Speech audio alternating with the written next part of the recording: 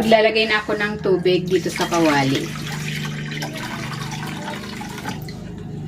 Ilagay ko na dito itong sibuyas, kamatis, asin, at ng paminta. Tayo optional lang. Papakuluin ko muna to. Ayan, kumukulo na. Ilalagay ko na dito itong gabi. Then, tatakpan ko ulit.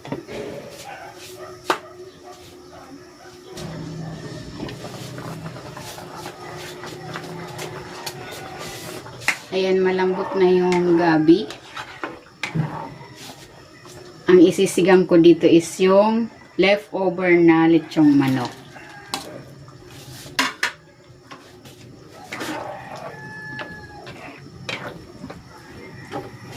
Ilalagay ko na rin dito itong labanos.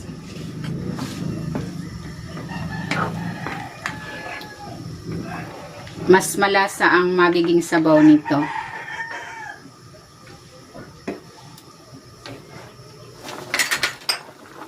Ilalagay ko na rin tong sitaw, okra,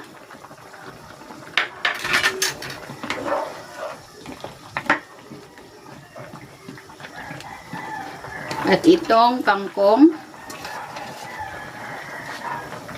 Meron din ako ditong tinirang kamatis. Ayan, para may buo kang kamatis. Ilagay ko na rin tong siling green.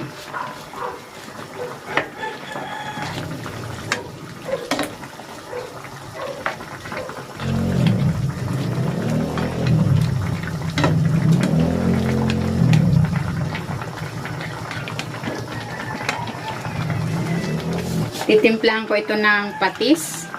Pwede kayong maglagay ng mga pampalasa of your choice. At maglalagay na ako ng sinigang sa sampalok mix.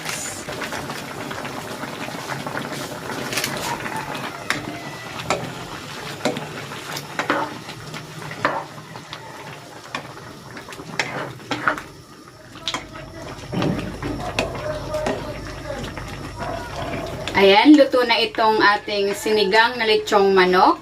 Hahanguin ko na ito.